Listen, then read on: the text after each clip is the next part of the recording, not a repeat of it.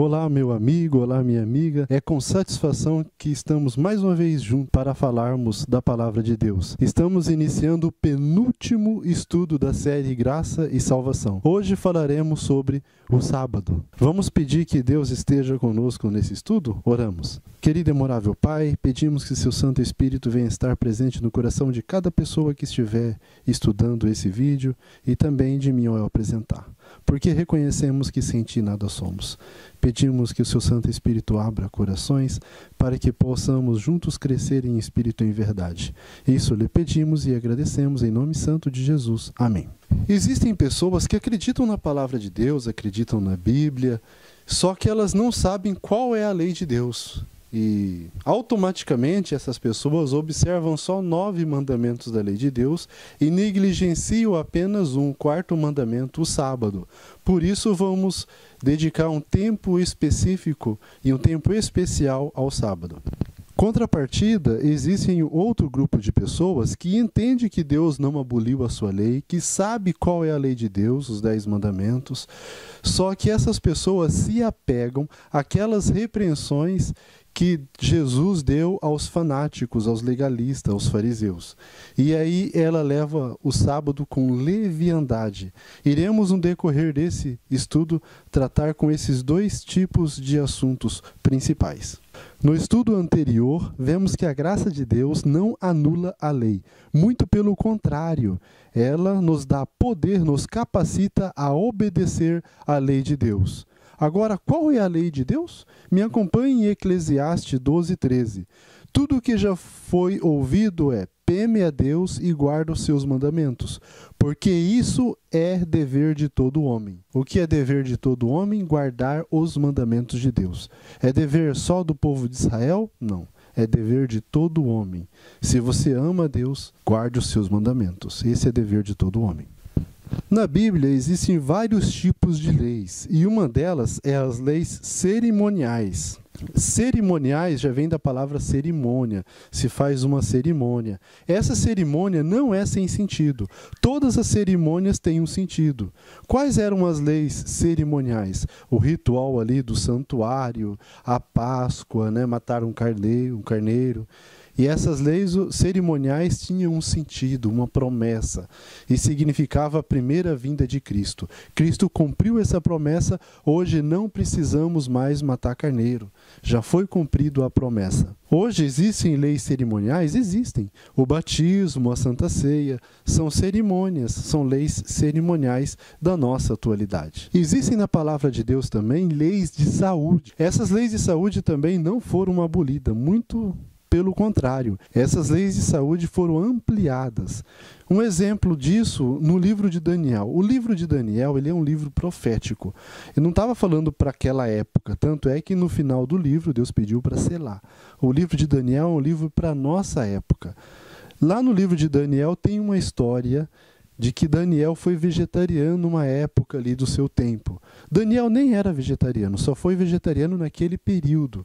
As histórias do livro de Daniel não têm um significado apenas para crianças dormir, de uma mãe ali contar para a criancinha dormir. Não, as histórias de Daniel têm significado, têm lições práticas para a nossa vida hoje. Hoje é mais adequado uma pessoa ser vegetariano. As leis de saúde foram ampliadas.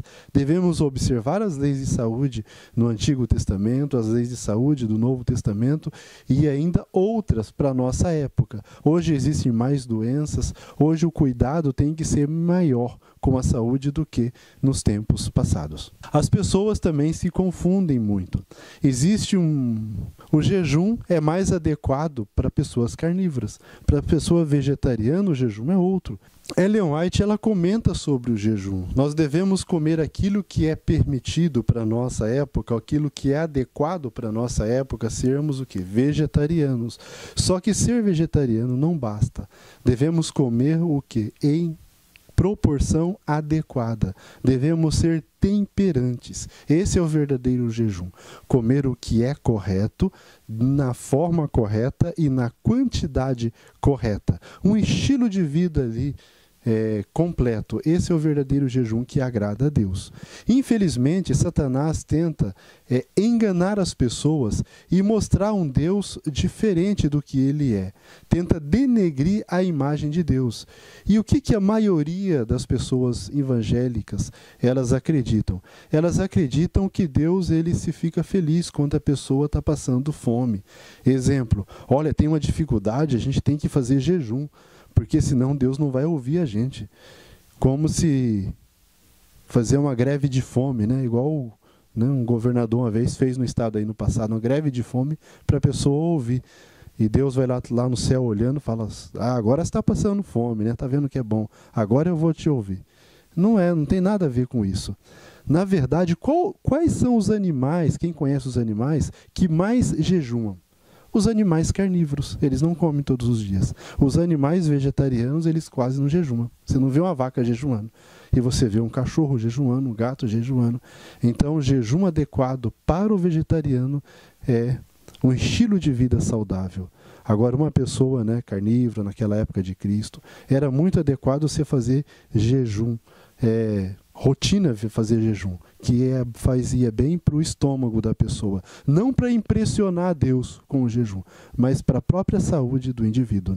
E também o jejum é bom para abnegação, para ver em que está em primeiro lugar na sua vida. É o alimento ou é Cristo que está em primeiro lugar na sua vida? Existem leis que eram exclusivas para o povo de Israel. Chama-se as leis civis. Essas leis não servem nada para nós hoje? Serve. Nós sabemos a maneira adequada de educar a nossa família, a maneira adequada de agir com as pessoas, o que é o ideal de Deus para nós. Mas essas leis não servem para nós hoje quando elas entram em confronto com a lei do país, as leis civis.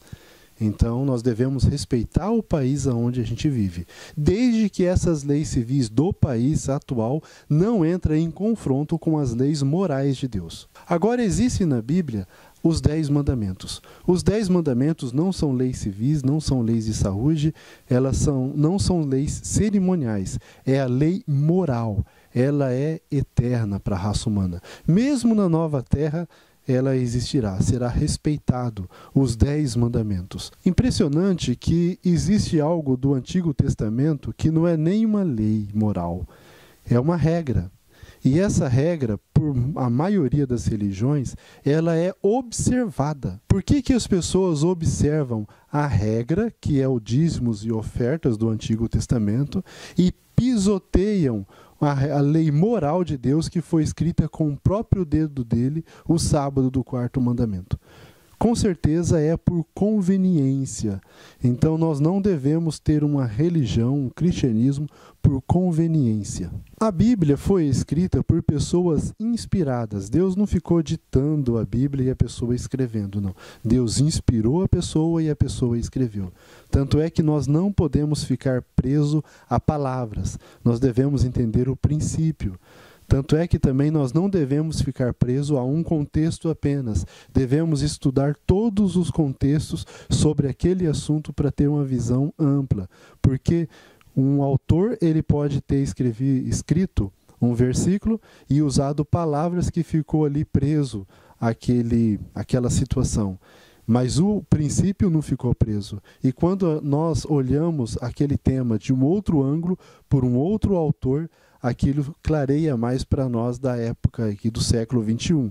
É igual estudamos no estudo anterior, a questão de Cristo não vir buscar pecadores, não vir buscar justos, mas pecadores. Se ficarmos só em Marcos 2:17, Cristo não veio buscar justos, só pecadores, continuamos pecadores, tudo bem. Agora, quando nós vamos em Mateus 9:13, vemos que Cristo não veio buscar justos, ele veio buscar pecadores ao arrependimento, ele veio transformar. Então, por isso que nós devemos ter uma visão ampla de cada assunto escrito na palavra de Deus. Mas existe algo que Deus não inspirou para falar. Ele mesmo escreveu com o próprio dedo dele. E esse é os 10 mandamentos. Me acompanhe em Deuteronômio 9 e 10. E o Senhor me deu as 2 tábuas de pedra, escrita com o dedo de Deus, e nelas estava escrito conforme a todas aquelas palavras que o Senhor tinha falado conosco, no monte, no meio do fogo, no dia da Assembleia. Isso é o quê? O que ele falou no Monte Sinai, os 10 mandamentos. Ele escreveu com o próprio dedo dele. Será que só parte da Bíblia serve para nós? Igual tem uma ideia de que só o Novo Testamento serve para nós. O Antigo Testamento já passou, já caducou, né? Já não serve mais para nós. Vamos ver o que a Bíblia diz a respeito. Em 2 Timóteo 3,16, me acompanhe. Toda a Escritura é divinamente inspirada e proveitosa para ensinar, para redarguir, para corrigir, para instruir em justiça. Muito lógico que quando aqui diz toda a Escritura, está se referindo apenas ao Antigo Testamento. Tanto é que o Novo Testamento não tinha nem sido escrito ainda. Mas o Novo Testamento serve para a gente? Com certeza, e muito. Toda a Escritura é toda, Antigo e Novo Testamento. Não existe só parte dela inspirada. Toda serve para nosso ensino e para a nossa correção. Deus não muda, Deus não é homem de 2 palavras. Deus não é um ser de 2 palavras. Então, quando a pessoa acredita que o Antigo Testamento não vale mais, ela tem uma visão equivocada sobre o caráter de Deus. Me acompanhe em 4 detalhes. Primeiro, não existe citação na Bíblia afirmando que parte da Bíblia não serve para nós. Isso não existe. Segundo, a lei de Deus é eterna, ela não muda. Terceiro, seus mandamentos foram escritos pelo seu próprio dedo. Então, os mandamentos de Deus, quem estuda a Bíblia é fácil identificar, é o que foi escrito pelo seu próprio dedo, é os mandamentos de Deus. Não é de Moisés, não é de ninguém, é de Deus. Quarto, quem ama a Deus, observa, guarda os seus mandamentos. Então, quem não guarda os mandamentos, não observa os mandamentos, ou não conhece ou não ama a Deus. Existem pessoas que acreditam que os mandamentos de Deus foi dado só ao povo Israel, como se Deus fosse um Deus parcial, escolheu um povo para beneficiar e pronto, acabou o resto, cada um com seus problemas que se virem. Não, não foi esse o objetivo. Deus não tem preferência por pessoas, Deus não é racista. Deus escolheu o povo de Israel com um objetivo. E qual é esse objetivo? Me acompanhe em Gênesis 28:14. E a tua descendência será como o pó da terra, e estender-se-á ao ocidente e ao norte e ao sul. E em ti e na tua descendência serão benditas todas as famílias da terra. Então, através do povo de Israel, Deus tinha um objetivo de abençoar todas as famílias da terra. Através desse povo, Deus nos salvou. Cristo encarnou, nasceu, e morreu na cruz do Calvário, nos dando liberdade, nos dando o direito de escolha e nos dando também condições de ser livres. Através do povo de Israel, todas as famílias da terra são benditas. Existe muita confusão entre responsabilidades e privilégios. As pessoas, porque têm uma responsabilidade, acreditam que aquilo é um privilégio. Deixa de ser. Mas também não é que Deus está fazendo exceção de pessoas. O povo de Israel tinha o quê? Uma responsabilidade. E qual era a responsabilidade deles? Me acompanhe em Deuteronômio 4, 6 e 7. Guardai-os, pois, e cumpri-os, porque isto será a vossa sabedoria e vosso entendimento perante os olhos dos povos, que ouvirão todos esses estatutos e dirão: este grande povo é nação sábia e entendida. Pois que nação há tão grande que tenha deuses tão chegados como o Senhor nosso Deus, todas as vezes que o invocamos? Então o povo de Israel foi escolhido para testemunhar de Cristo às outras nações, para ser um exemplo, para levar a mensagem de Deus ao mundo. Não para ser melhores do que ninguém, mas para ser um condutor do amor de Cristo ao mundo. Falando do sábado, uma pessoa guardar o sábado, imagina, de hoje em diante eu decido guardar o sábado. Será que é possível uma pessoa observar o sábado sem o poder de Deus? Para uma pessoa observar o sábado adequadamente, ela precisa do quê? De ser santificada. O mandamento não é: lembra-te do dia do sábado para parar de trabalhar. Não está escrito isso. O pensamento que o sábado é coisa exclusiva de adventistas do sétimo dia, ele não procede. Tanto é que existem outras religiões que observam, que guardam o sábado. Esse pensamento não procede. Eu vou contar uma experiência particular. Minha mãe, por exemplo, ela conheceu o sábado sem conhecer a igreja adventista antes. Então o sábado é o que? É bíblico. Eu vou até contar o detalhe. Ela teve um sonho, nesse sonho apareceu um anjo para ela e mostrou Tiago 2:10. Me acompanhe em Tiago 2:10, o que está escrito.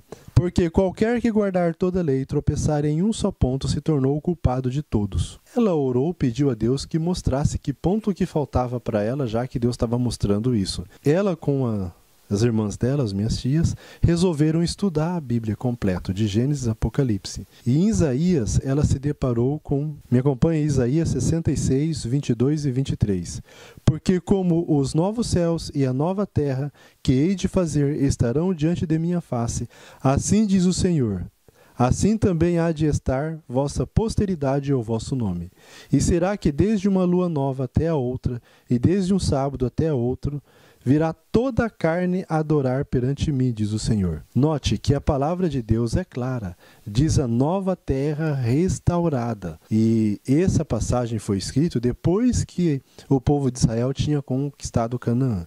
Então não tem a menor lógica falar que isso se referia ao povo de Israel que entraria na terra de Canaã, porque isso aqui já tinha passado, vamos colocar aí, mais de 100 anos que o povo de Israel já estava na terra de Canaã, mais de 200 anos. A nova terra e o novo céu. Aí minha mãe, ela pensou, já que o sábado ele vai servir para o futuro, na nova terra e no novo céu, já que o sábado serviu antes da morte de Cristo, por que só agora não? Será que o sábado é um dia de guarda? E ela pediu uma confirmação e Deus confirmou para ela que o sábado era dia de guarda. Ela plantava ali, trabalhava no sítio, né, plantava feijões, e ela plantou sexta, sábado e domingo. Mesma semente, mesma terra. E ela marcou o que plantou na sexta, marcou o que plantou no sábado e marcou o que plantou no domingo. E ela pediu que se o sábado fosse dia de guarda, não era para nascer um pé de feijão no sábado. O que plantou na sexta nasceu estreladinho, nasceu tudo certinho, perfeito. A partir da última cova que plantou na sexta nasceu, a primeira que plantou no sábado não nasceu. A primeira que plantou no domingo nasceu tranquilo. Só o que plantou no sábado não nasceu, Deus confirmou para ela. Isso há muitos anos atrás. A observância do sábado à raça humana é um presente divino.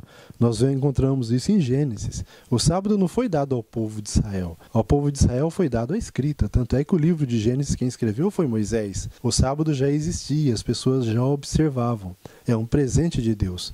Em Marcos 2:27, me acompanha. E disse-lhes, o sábado foi feito por causa do homem, e não o homem por causa do sábado.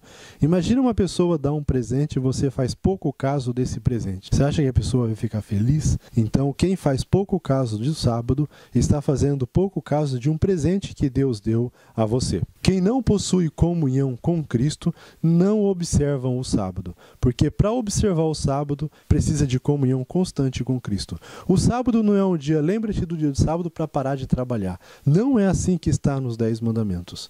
Me acompanhe o que Ellen White diz sobre o sábado, no Desejar Todas as Nações, página 193, terceiro parágrafo. Nenhuma outra das instituições dada aos judeus tendia a distingui-lo tão completamente das nações circunvizinhas como o sábado. Era a intenção do Senhor que sua observância os designasse como adoradores seus. Seria um sinal de sua separação da idolatria. Olha, não é separação, o povo de Israel vai ser separado do mundo. Não, era separação da idolatria. E as pessoas deveriam seguir esse exemplo. Então, primeiro, para observar o sábado, tem que separar-se da idolatria. Se a pessoa tem um ídolo, né, um time de futebol é um ídolo, sei lá, qualquer coisa mundana, ela parou de trabalhar o sábado e ela não se separou da idolatria. Mas vamos continuar. Mas a fim de santificar o sábado, os homens precisam ser eles próprios santos. Lembra-te do dia do sábado para o quê? Para parar de trabalhar? Não, para santificar. E para santificar, o que acontece? Os homens têm que ser santos, têm que estar separados de toda idolatria. Devem, pela fé, tornar-se participantes da justiça de Cristo. Quando foi dado a Israel o mandamento, lembra-te do dia do sábado para o santificar, o Senhor lhe disse também, e ser-me-eis homens santos. Só assim poderia o sábado distinguir Israel como adoradores de Deus. E justamente isso que acontece. Pessoas não santificadas param de trabalhar ao sábado e adoram o domingo, sem perceber. Tem muita gente enganada.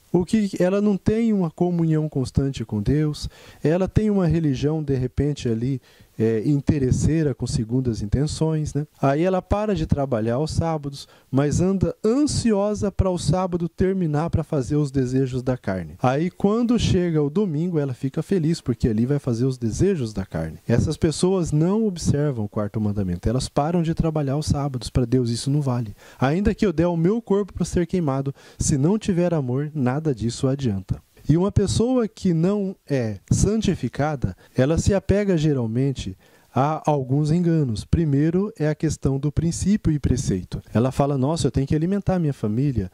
Então, se eu não trabalhar aos sábados, vai entrar em confronto ali o preceito com o princípio do amor. Eu amo a minha família, não posso deixar faltar sustento. Isso, na verdade, não é amor à família. Isso é incredulidade, é falta de confiança no poder de Deus. Então, se a pessoa confia que Deus protege, Deus, o que acontece, protege até as aves, Ele cuidará também de você, Ele cuidará de mim. Então, isso não é confronto com o princípio. Isso é uma desculpa.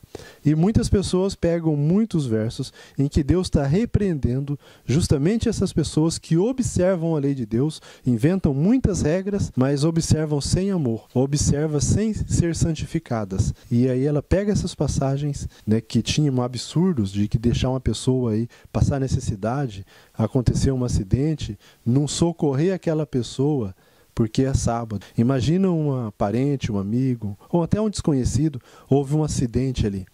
Aí você tem que socorrer aquela pessoa, levar ao hospital, de repente comprar um curativo. Isso entrou em confronto o princípio com o preceito, não vai estar sendo considerado transgressão do sábado isso. Eu deliberadamente escolhi trabalhar no sábado porque não confio na palavra de Deus em me dar o sustento para mim e para minha família, e isso é transgressão do sábado. O que é inferior ao preceito? Uma regra é inferior ao preceito. Mesmo as regras, se a gente desobedece, a gente está se separando de Cristo. Das regras que existem regras de saúde. Uma pessoa que é adventista, ela conhece as regras de saúde. E tem gente que fala que as regras de saúde, isso não é ponto de salvação. Mas o que acontece lá em Provérbios 1, 26 a 31? Aqueles que viram as costas para os meus conselhos, eu rirei deles no dia da vossa perdição. Deus não dá conselho desnecessário. Uma regra, ela tem que ser obedecida. Se nós não obedecemos as regras de saúde que é estabelecida para a nossa época, deliberadamente, fazendo pouco caso dos conselhos divinos, o que acontece? Uma pessoa dessa não vai herdar o reino do céu. Porque o reino do céu é lugar de respeito e de seriedade, não de leviandade.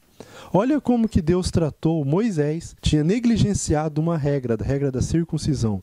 Me acompanhe em Êxodo 4, 24 e 25. E aconteceu no caminho, numa estalagem, que o Senhor o encontrou e o quis matar. Então Zípora tomou uma pedra aguda e circuncidou o prepúcio de seu filho, e lançou aos seus pés e disse, certamente me és esposo sanguinário. Moisés estava sendo tardio em circuncidar os seus filhos. O Senhor quis matar. Aí o Senhor deu uma lição, ele estava disciplinando Moisés.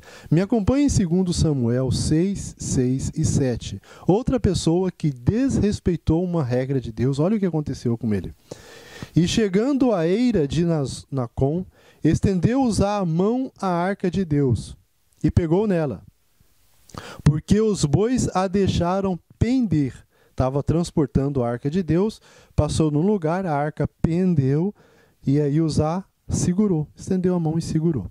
E então a ira do Senhor se acendeu contra Uzá, e Deus o feriu ali por essa imprudência, e morreu ali junto à arca de Deus. Ele morreu ali porque era uma regra que ele não poderia colocar a mão na arca, e ele colocou e ele morreu. Essa é a imprudência. Nós vemos que Deus leva a sério as regras, imagina os preceitos. Deus não feriu todas as pessoas que transgrediram suas regras. Algumas ele feriu para servir de exemplo para nós. Outras, se não se arrependerem, né, elas vão pagar isso que acontece por ocasião da terceira vinda de Cristo, ali que vai ter o juízo final. Meu amigo, eu não gosto de corrupção.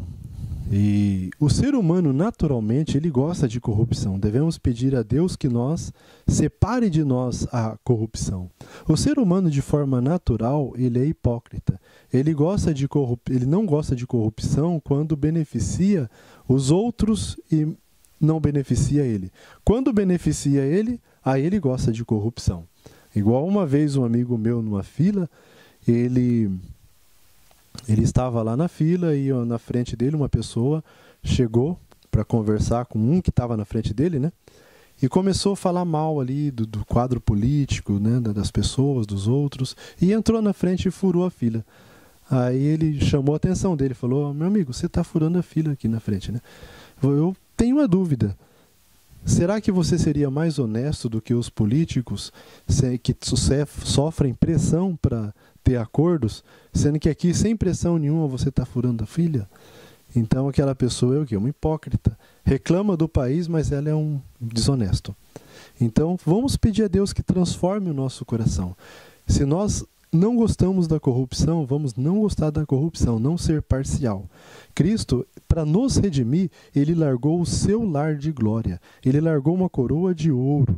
Ele abandonou o céu e veio a esse mundo sofrer. Cuspiram na cara dele. Colocaram uma coroa de espinhos, bateram, esbofetearam, colocaram numa cruz, tudo isso por amor à raça humana, tudo isso para nos dar o direito de escolha e tudo isso para nos dar a oportunidade para nos redimir, para nos transformar. Se nós estamos virando as costas para os preceitos divinos, nós estamos desfazendo de Cristo com nossas atitudes diárias, nós estamos apoiando a corrupção de uma forma indireta, sem perceber. E quem apoia a corrupção irá se perder junto com os corruptos. Eu não gostaria de se perder junto com os corruptos. Acredito que nem você também gostaria.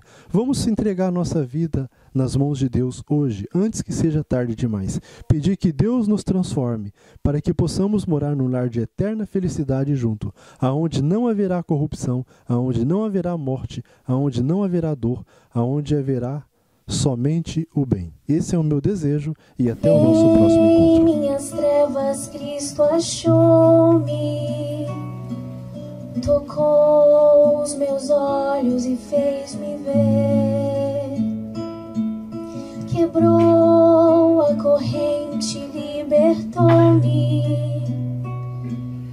e livre sou para viver.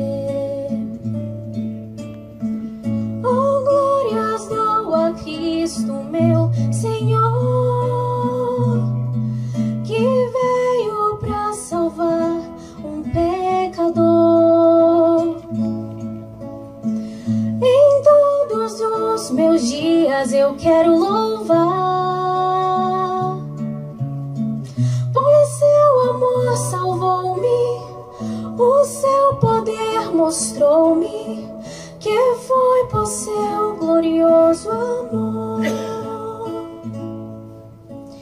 O grande amor que demonstrou-me, nem anjos podem compreender. Deixou o céu e a sua glória e veio ao mundo pra morrer. Oh, glórias dou a Cristo meu Senhor, que veio pra salvar um pecador. Em todos os meus dias eu quero louvar, pois seu amor salvou-me, o seu poder mostrou-me, que foi por seu glorioso amor. Pois seu amor salvou-me, o seu poder mostrou-me, que foi por seu glorioso amor. Que foi por seu glorioso amor.